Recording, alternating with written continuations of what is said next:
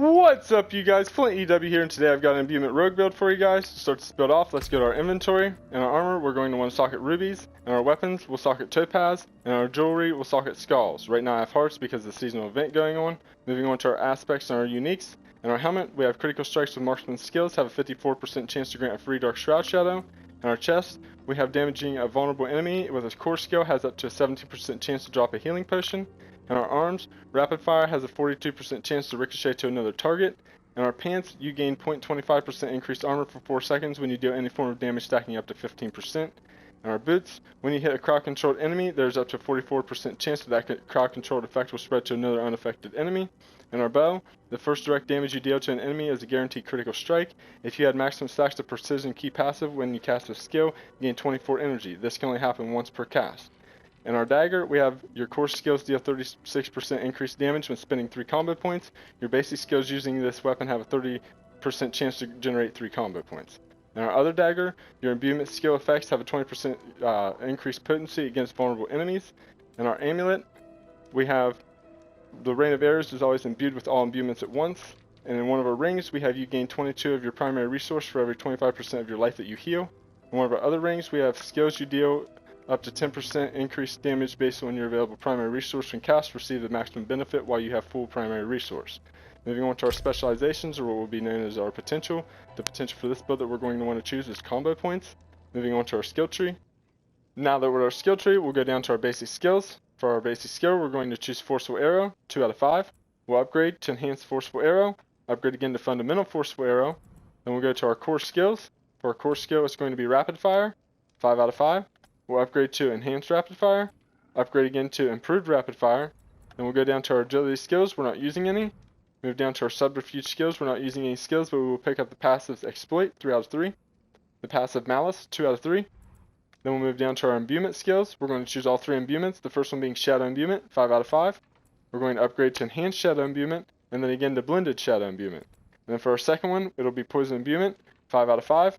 We will upgrade to Enhanced Poison Imbuement, and again to Blended Poison Imbuement.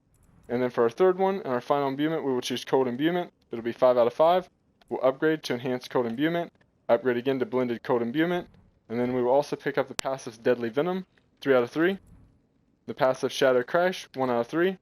The passive Consuming Shadows, 3 out of 3. And the passive Precision Imbuement, 2 out of 3. Then we'll move down to our ultimate skills. We will choose Rain of Arrows for our ultimate skill. We will upgrade it to Prime Rain of Arrows, upgrade again to Supreme Rain of Arrows. We will also pick up the passive Innervation, 2 out of 3. The passive Alchemist Fortune, 3 out of 3. The passive Second Wind, 3 out of 3. And we will move down to our key passives, and we will pick up the key passive Precision. Moving on to our Paragon board. Now that we're at the Paragon board, I'll stop. I'll let you take a quick look real quick. We ended up moving up the right side of the board, and we got the socket. We ended up putting in the Glyph Ranger. We moved to the left side of the board. And then once we got to our new board, we added the board Cunning Stratagem. And for the glyph, we ended up socketing Exploit. I'll stop and let you take a quick look. It looks like we ended up branching off on this one. We went right and we went up. So we'll start by going up. And when we went up, we ended up adding the board Cheap Shot. And in our socket, we put the glyph Infusion. I'll go ahead and stop real quick, let you take a look. Then we'll move over to the right side of where the second board was. And we ended up adding a new board called Eldritch Bounty. We ended up kind of going at a diagonal to the top right and put in the glyph Chip. I'll go ahead and stop and let you take a quick look real quick. As you can tell, we've picked up several rare nodes on the way. They're very important. Moving up to the next board, straight above, we ended up putting on No Witnesses. And in our socket, we put the glyph Canny. I'll go ahead and stop and let you take a quick look real quick. And we'll move right back down here again, the first board. And our first board socket is Ranger. Then the second board was Cunning Stratagem. We ended up putting in the glyph Exploit. This branched 2 ways. The top way ended up being Cheap Shot, and the glyph ended up being Infusion.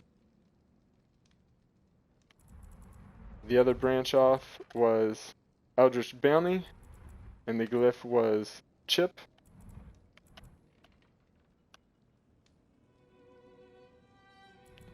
And then for the final one, it was No Witnesses with Canny. Well, that's it for the build, you guys, and I hope you enjoy it.